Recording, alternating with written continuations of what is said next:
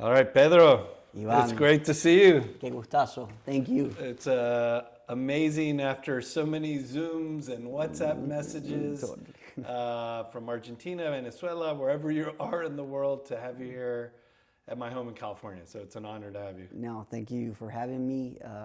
Being here in California at your house, having this conversation couldn't be better. So thank you. Yep. So, look, I know everything about Cashea and how amazing you and the team have been, but for the benefit of the folks watching this video, maybe tell us, what does Cashea do? Yeah, the best way for us to explain Cashea is we're building a buy now, pay later marketplace for underserved Latam. And we decided to start in a credit-hungry country called Venezuela, our home country. As of today, Cashea has over 4.5 million users. We do buy now, pay later credits for over 650,000 credits a month. And we've launched 2 years ago, and I'm very happy to be here and talking about Cashea. Yeah.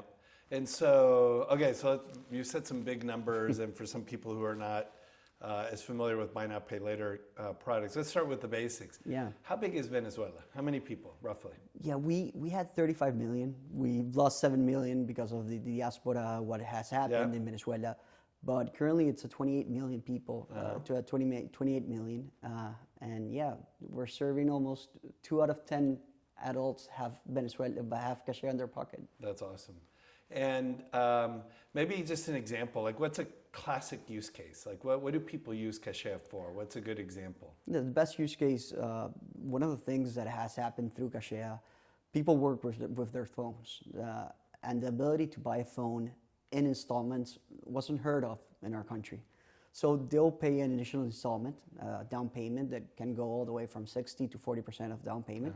And then you'll pay interest-free installments every 14 days. Yeah. And that's basically the first product. That's where we started. And that's the use case. Definitely technology has become a huge sector for us. But imagine a country where people weren't able to change phones, weren't able to buy a computer for them to work, and that's definitely been a sector, and it's very empowering to see the stories behind every purchase. And that's one of the things that brought us to that is we're building stories that for a long time they weren't possible. And so maybe let's take a big step back. So what literally was the problem or the gap that was going on in Venezuela that you guys have been able to solve, right? Because I think people, obviously me here in the US, like everybody's got a credit card and there's this and there's that, right? And even if you go around Latin America, there's different options. But what was the situation in Venezuela before you guys started, right? What was kind of the problem people were running into, and what problem did you solve? Yeah, so imagine Venezuela went through the biggest hyperinflation so we have seen. There were over 10 million credit card users in Venezuela 8 to 10 years ago. Okay?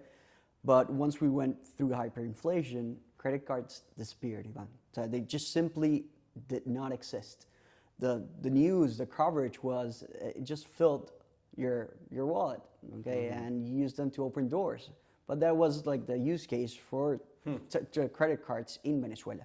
And consumer credit, so let's put credit cards aside. Sure. General consumer credit didn't exist, okay? There was non-existent. So imagine starting in a place where credit has not existed. And why, we won't go through all of the history of Venezuela, but why did you guys go from 10 million to 0 or to a very low number of credit cards? Was there a government action that says, hey, use credit cards because you're trying to fight inflation, or what happened that shrunk consumer credit over the last decade, let's call it? For me, the best way to explain why we're able to do this is in that moment of time, the interest rates were capped.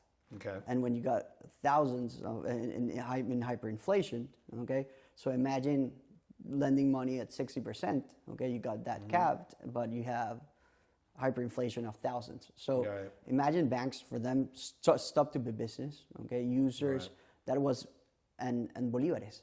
bolívares was the currency. And what happened recently in Venezuela, and it's not only happening with Cashea, but happened with Yummy, another company that you have supported, is that Venezuelan basically went to the dollar.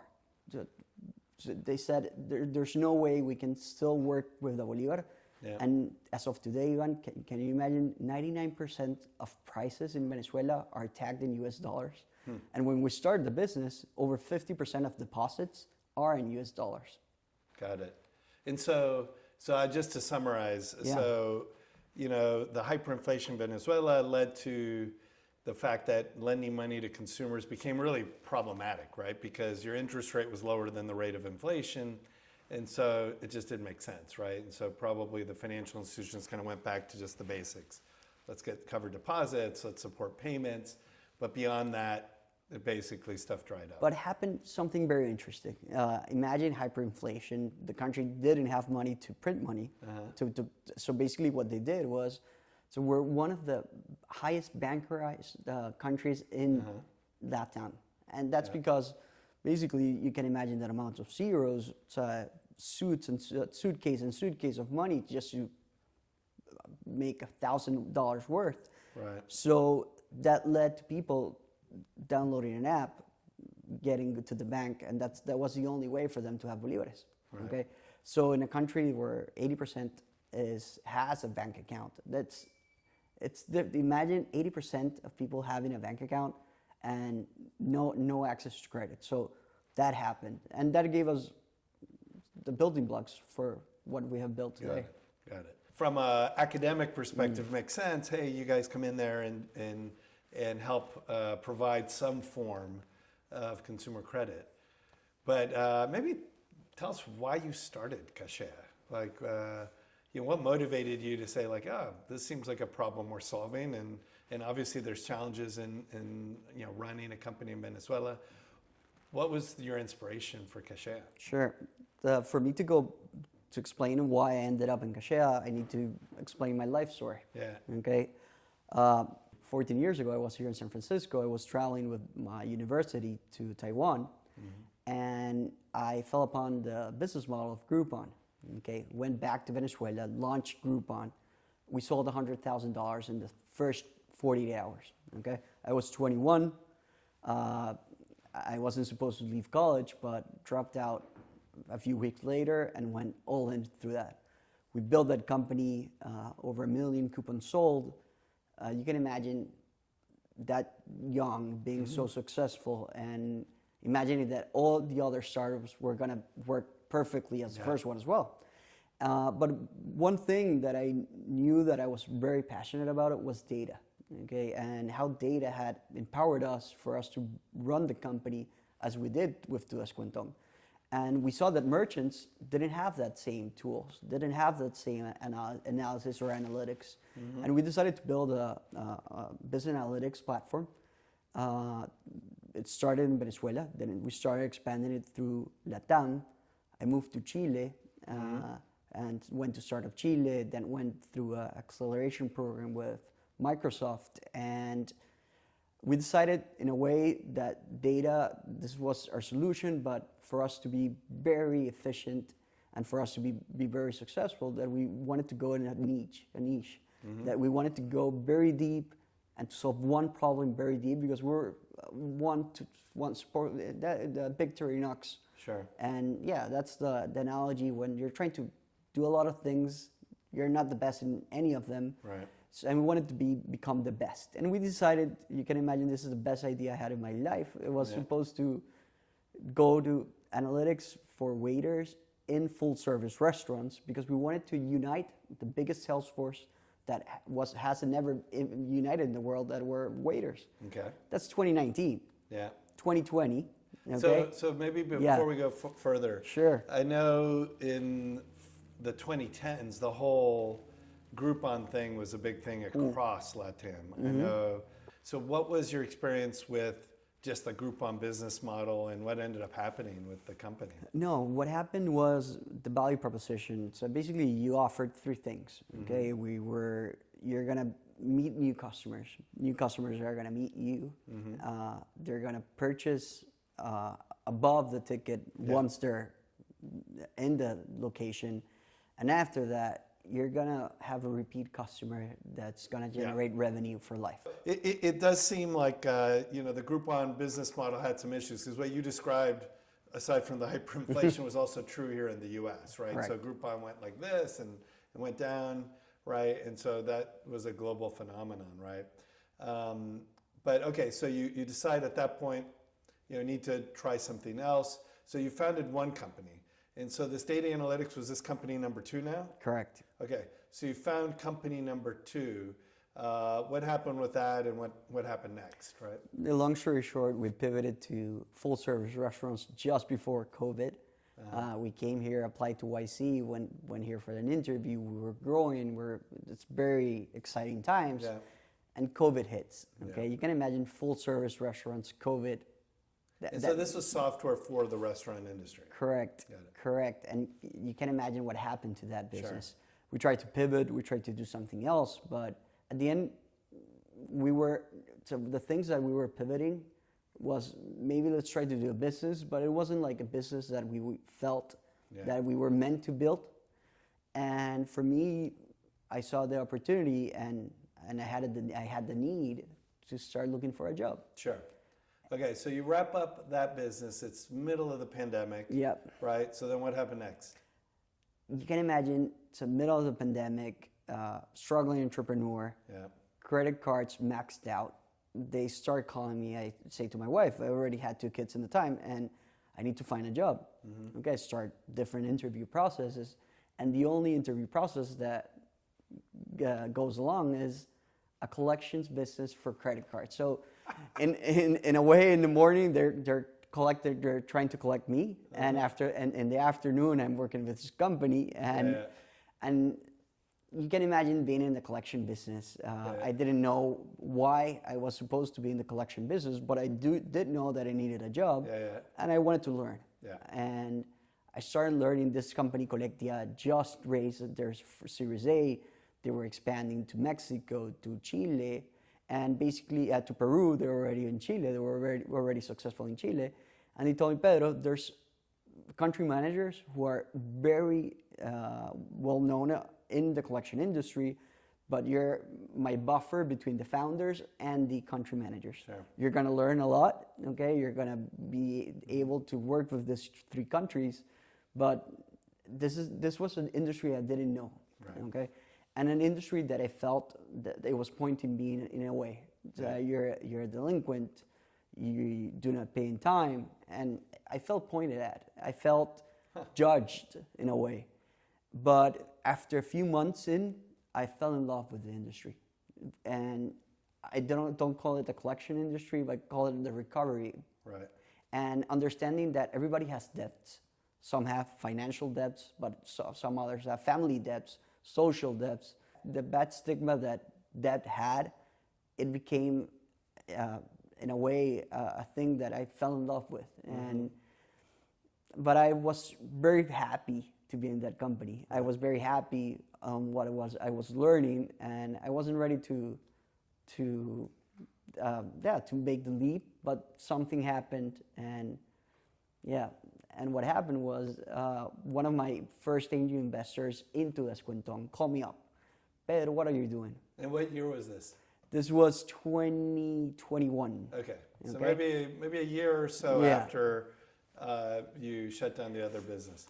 I tell him, hey, my last business went south. There was no way that I could continue to work at that business. That business continues to operate today at a smaller scale, but I went to look for a job. This happened to me. I ended up in the collections business, and this is what I'm doing. And we just started to catch up lives. And in the third conversation, Ivan, you can't tell that to an entrepreneur ever. He told me, Pedro, I think that what you have learned in this, it makes you the perfect time for you to launch your new business. And I'm going to be the first check. When you decide to quit your job, I'm going to write you the first check. So sometimes people say that in life, it's very hard to connect the dots looking forward. It's easy to connect them looking back, right? And so you'd work with merchants, right? You had worked with consumers. Correct. You'd worked with data. And then the last piece was collections and really understanding the credit business from, let's say, what you don't want, right? Or you want to minimize the number of people who fall into that. And so, you know, if you were to construct the perfect founder for Cashea, you ended up having those experiences. But it probably didn't feel like that on the way up.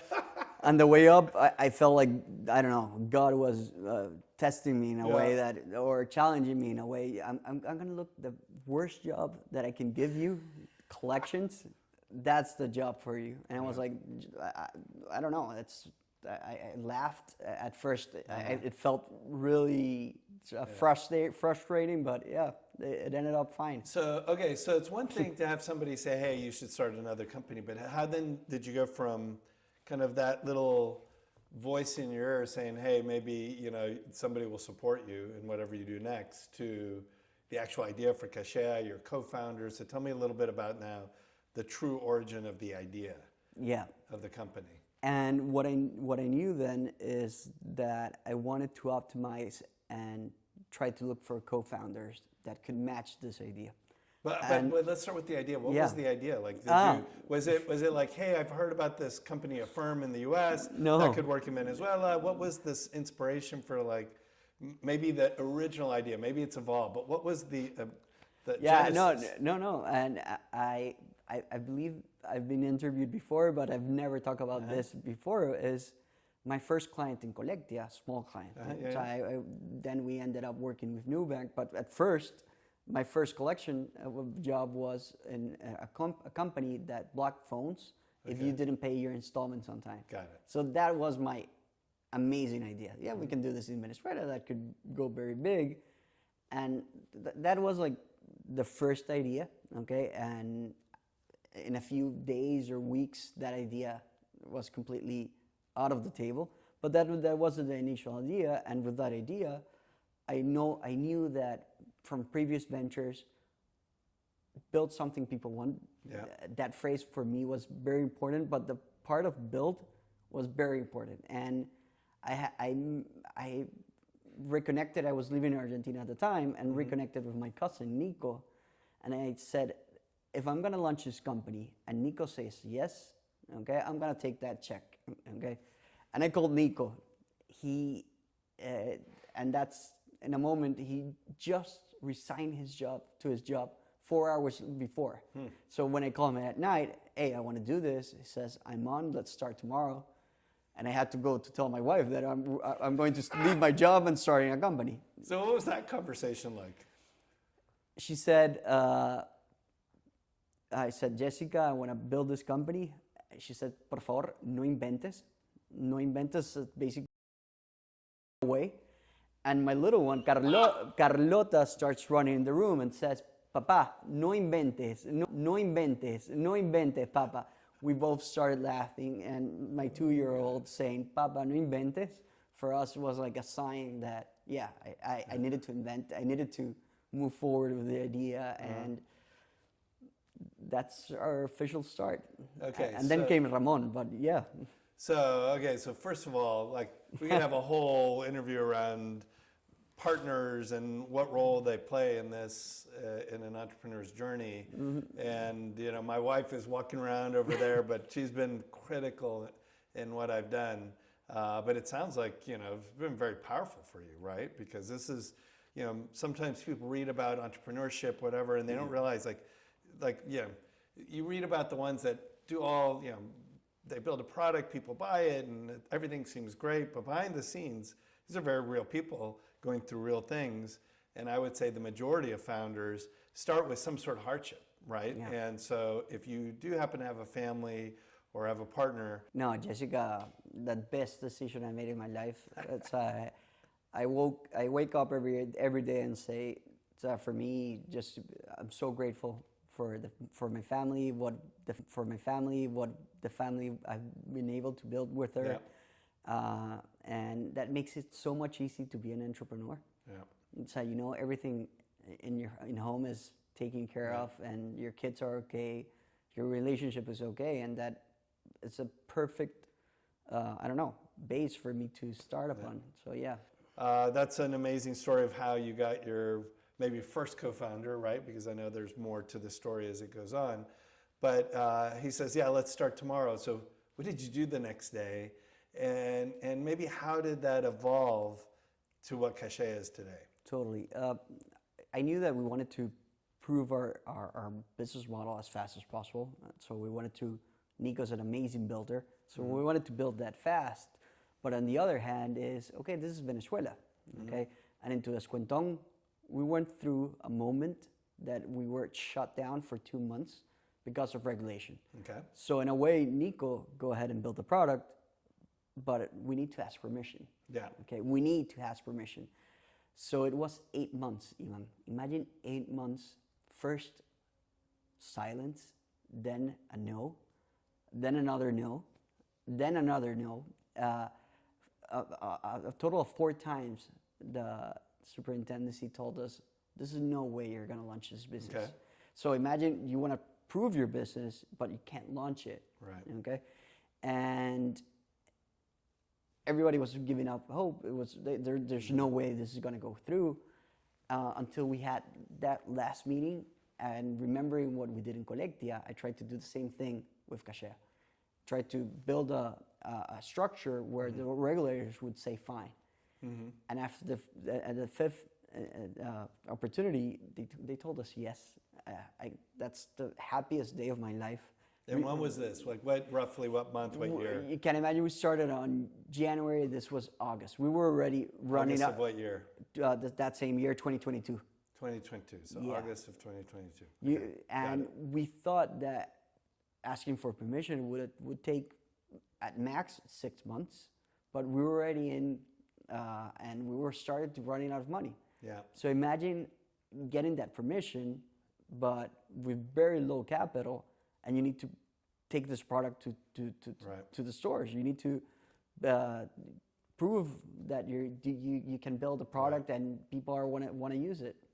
So, okay, so it's August of 2022, and you brought on another co-founder, right? So maybe Yeah. tell real quickly Ramon, how that happened. And Ramon had been working for Rappi for 6 years. Okay.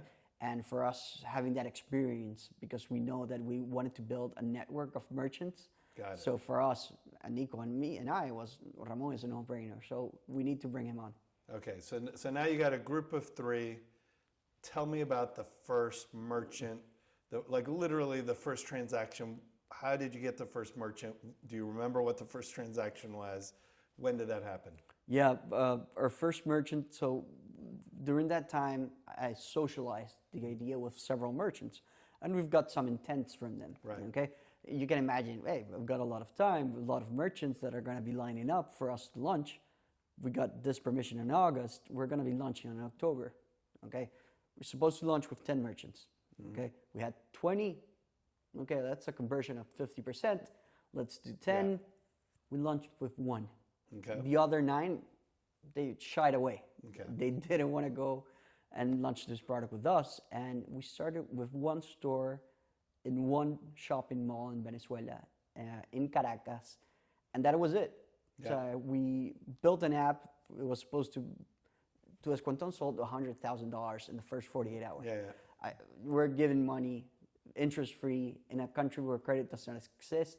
I thought that this would be an instant viral phenomenon, that Okay. everybody would download the app, and first day, nobody bought. Second day, not one. Okay. Third day, we paid somebody for use the app and that for them to buy in the store. Okay. Fourth day, crickets, and our go-to-market strategy wasn't working. Yeah. The other merchants weren't signing on, and we were continuing to run out of money. We were running out of money. This had to work. And day number 10, I received a phone call. He's a mentor of mine. He's chief marketing officer and president for Latin America for a big CPG, consumer packaged business. And he tells me, Pedro, how's it going? So what's happening? It's like, I tell him, Ramon, this is not working. Yeah. Okay, we've got a lot of downloads, but nobody's going to the store and using the app.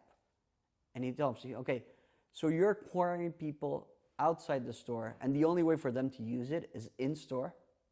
Okay, so basically what he told us is stop performance marketing. Okay, put 10% of your budget there, but 90% of that budget will be in the path of purchase.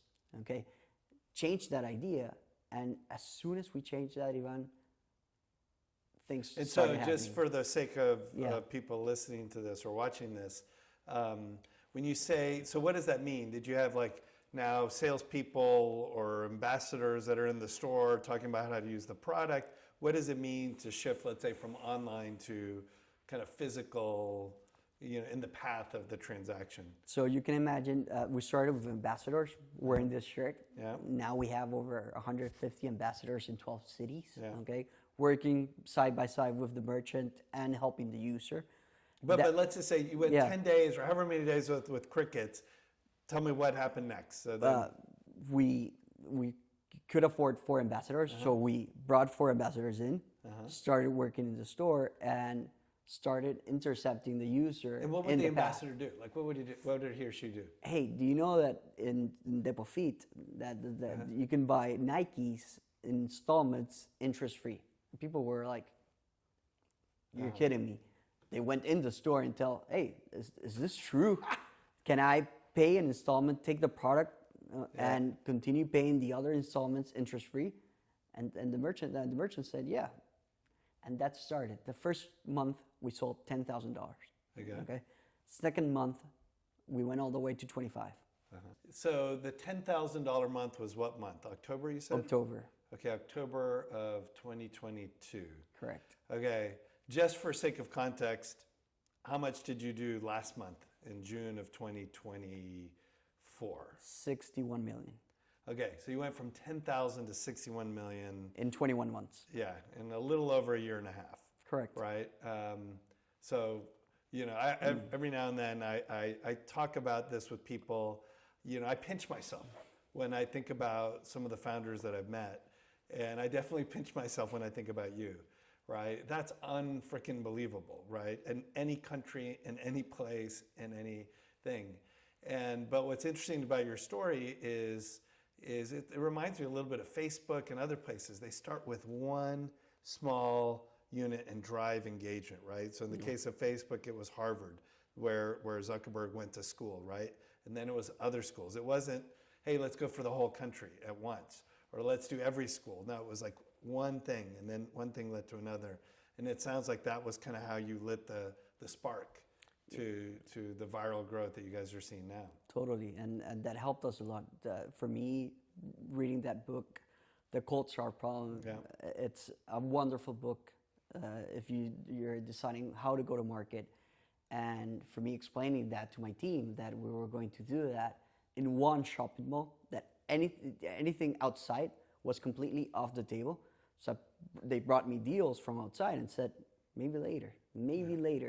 We were obsessed, Ivan, making that work. The other thing that's very interesting is I talk with a lot of other investors, obviously, and a lot of other founders, and just this whole tension for a founder at the beginning with extreme focus on the one hand, but then also a team that has to have this attitude like, okay, you run into a brick wall, what do you do next, right? So there's this combination of what I would call expansive thinking and very concentrated effort, right? And but what you just described was just this maniacal focus, right? You could have gone to 50 malls, but you said, no, let's concentrate our effort on one mall. And there was another thing that happened was, remember, we're 2022, yes. What happened with the VC game, okay? Startups weren't getting funding, and a Venezuelan startup launching a credit product in Venezuela, that didn't make sense. Yeah. So not only being maniacs and focusing on one thing, but being constrained with capital helped us a lot, okay? Because that, at the end, we always thought that we would have millions in the banks for us to start the business. We had, like, in that moment of time, we had like 6 months more of runway. Yeah. So there was no way that if we were not very focused, that this could have worked. Yeah. So if somebody had given you a $20 million check, maybe you would have done 50 malls. Probably. But you didn't have a $20 million in the bank. You had maybe a couple 100,000 or whatever it was. And so you had to say, hey, we got to pick it one at a time. Right? That was the only, so cash constraints and working and trying to drive value into that specific place was our So strategy. this might be a good segue to talk about how we work together, but maybe before we get to that. Sure. So I can't remember if we talked about this, but what is the process of raising money for a startup where its initial market is Venezuela? Like, I talk to different founders. It's like, there's some like, okay, hey, I'm SaaS and I'm in Mexico, or better yet, I'm in San Francisco and I'm going after this huge market. Great, I make 80% gross margins, and I'm an exited founder. Right, that's kind of fundraising is never easy, but that's a different story than, third-time founder in Venezuela doing credit. Anybody want to invest? And the answer was no. No, it's like, go away. So who were your early investors, right? And who was, had the conviction, were these people you knew? Because those are the only ones who would be crazy enough to say, yes, I'm behind you, Pedro. What was the early fundraising process like? Other fintech founders, people I knew of the industry, we ran in AngelList that there's a way for you to run a roll-up vehicle. Yeah. Okay. So what we had was to gather small checks into one vehicle through AngelList. Yeah. And I got my boss in Collectia to invest. A cousin that worked at Addy, other fintech founders, families, everybody I put into that investment because, hey, we got our for initial investment, a follow-on check from Alfredo, and a roll-up vehicle with small checks. And so total, how much was that roughly? To that point, $500,000. Okay, that's not bad. No. Solid. Yeah. All right, so great. So now we get to when we met, right? So it's the late summer, maybe August, September timeframe. But do you remember how we originally met, or do you have any story about that kind of the beginning? No, I've got a beautiful story I need to tell. I went to Latitude event, and everybody told me, hey, there's a guy that invested in Yummy that is supposed to be the super angel of Latam.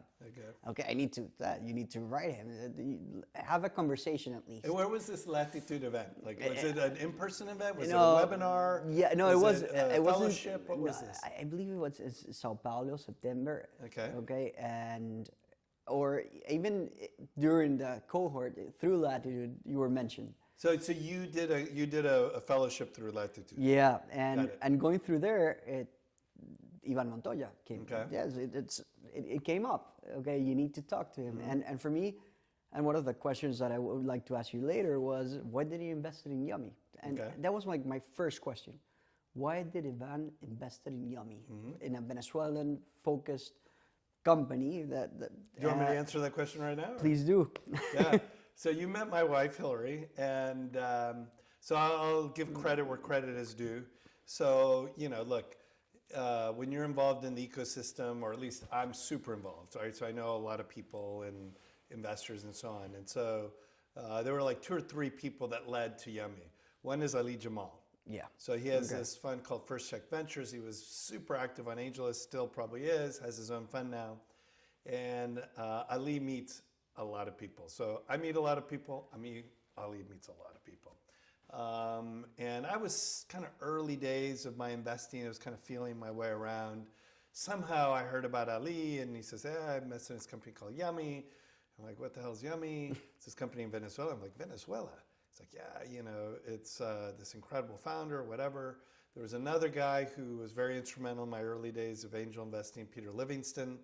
And so Peter had collaborated with Ali. I think when Peter, I may have my information a little bit inaccurate, but the very first angel investment I did was a company called Pickup, which did ride-hailing and with motorcycles in Colombia. And I brought that to Peter. Peter invested. We had some amazing people involved with that company that are very prominent people in the ecosystem. But that was me bringing it to him. So I think it was a combination for sure, Ali, but also Peter said, hey, you should take a look at this company. So I look at it, and Vicente, I think, was almost the perfect example of founder market fit. Completely. He worked at, so for those of you guys who don't know what Yummy is basically Uber Eats and Uber combined, but in Venezuela or previously in other countries in Latin America. And he worked at Postmates, which was Uber bought Postmates. And Get Around, right? And then Get Around. So he was involved in a bunch of stuff related to mobility and delivery.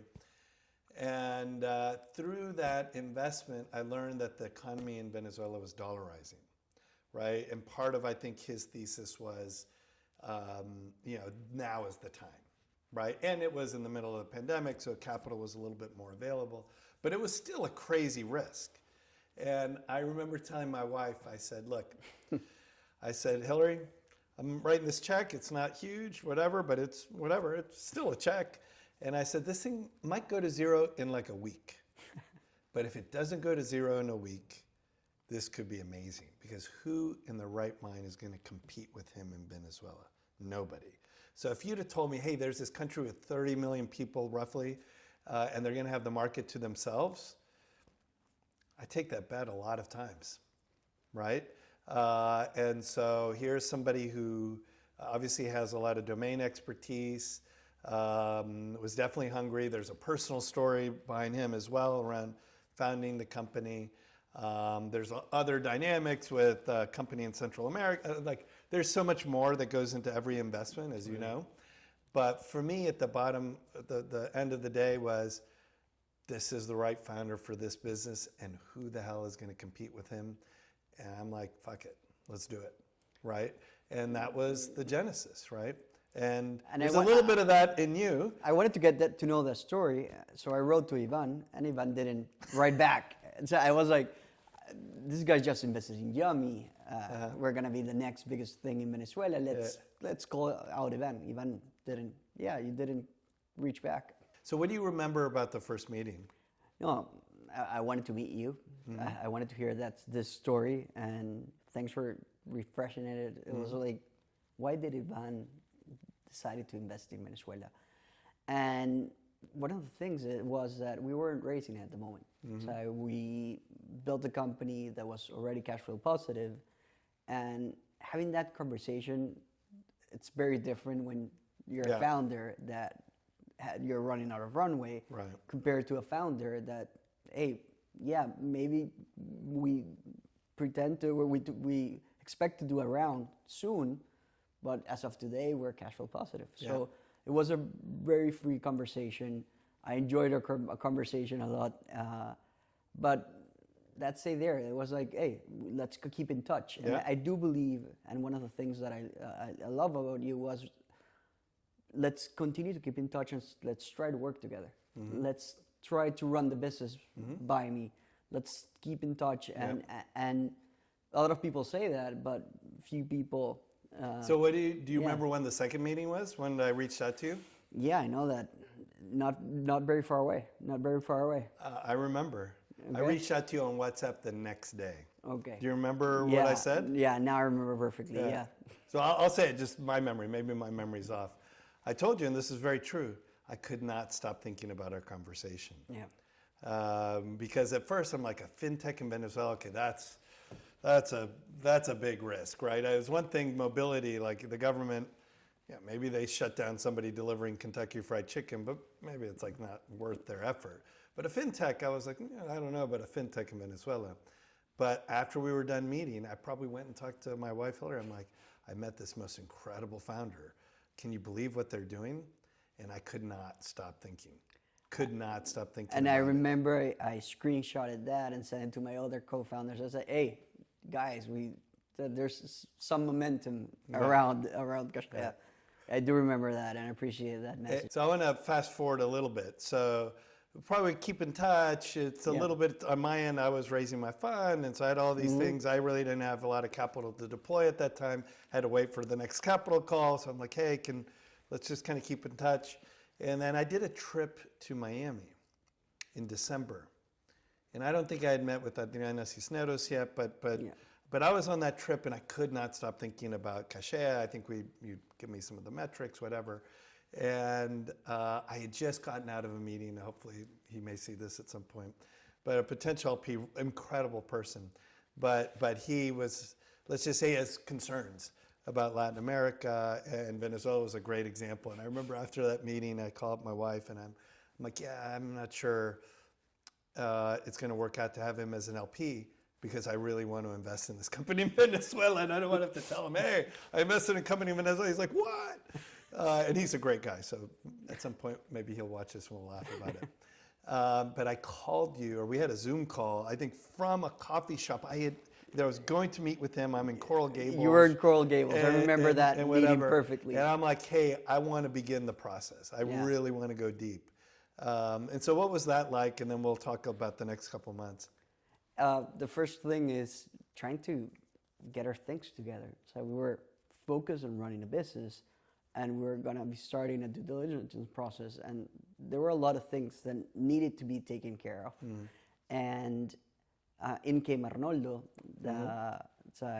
part of the founding team. What we say is our fourth co-founder.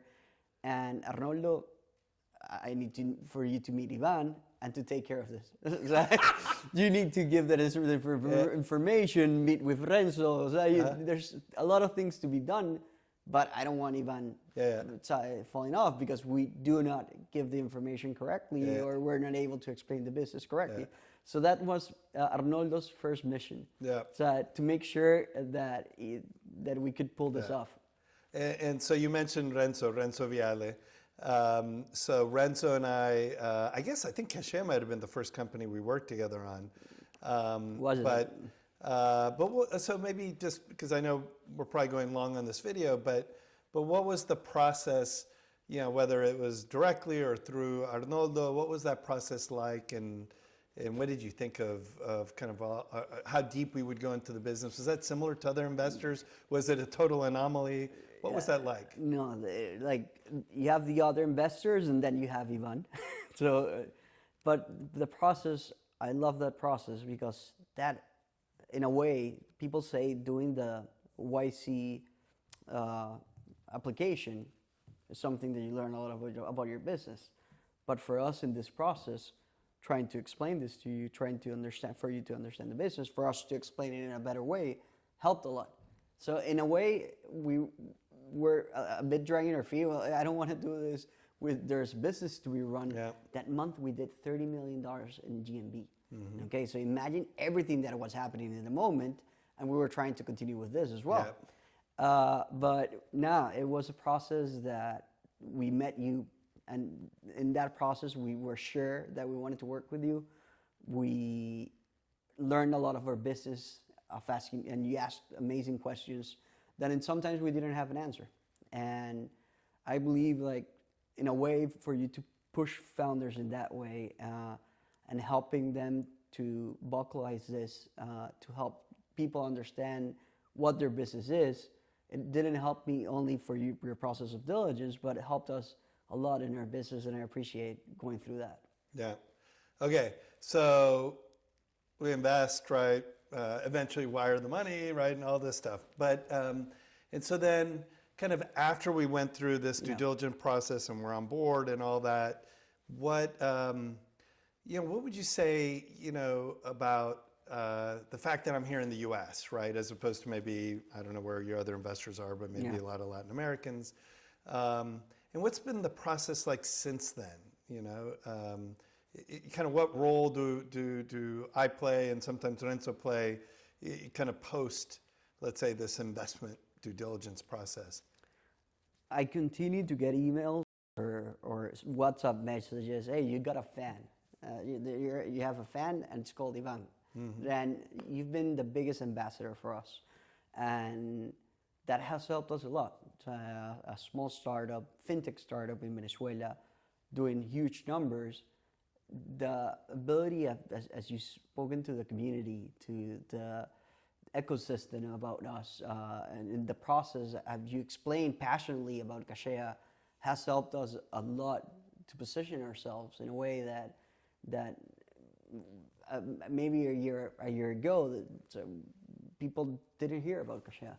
Now I believe there's a lot of funds, or at least, I don't know, 80% of the biggest funds out there in Latin America and the US that invest in Latam, that at least have heard about Cashea, and that you have played a big part of that. And regardless how far away we are, I currently live in Argentina. This was a 15-hour flight.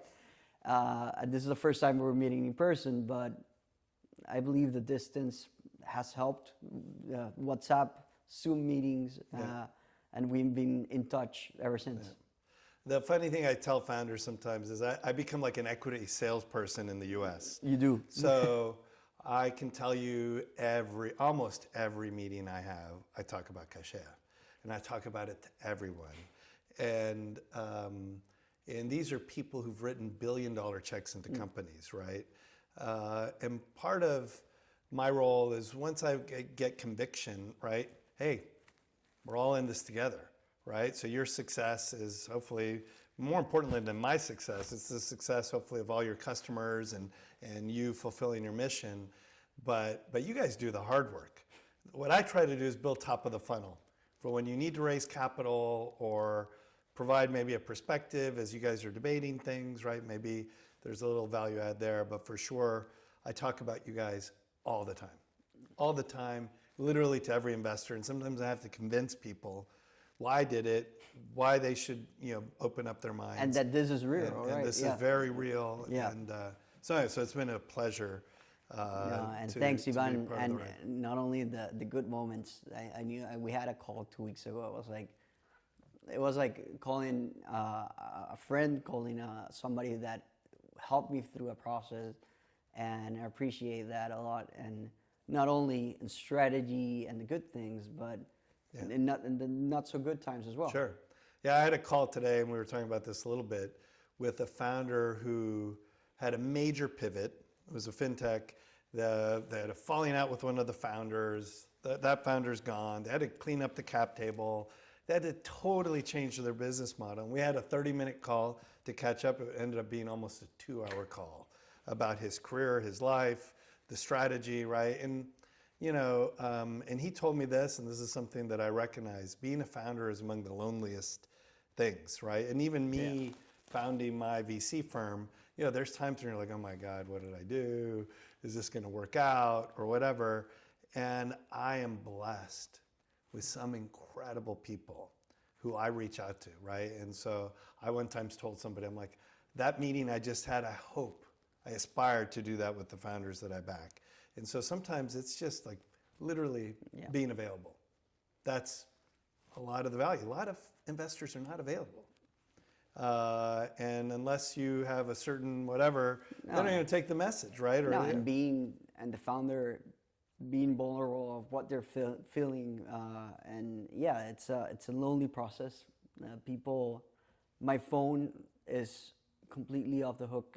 I can't. My phone. It's a job just to take care of my phone. Sure. And they say, hey, you got so much attention, but you've never feel lonelier. There's so much attention in one side, but it's a lonely process, and having an investor and a friend for you to talk to this through has helped a lot, and I've enjoyed our process, Ivan. That's cool. All right, so let's maybe wrap up with the future. So as you look at the next month, year, couple kind of the near term, what are the big priorities for the company in Venezuela, maybe from a product or however you want to frame it? Yeah.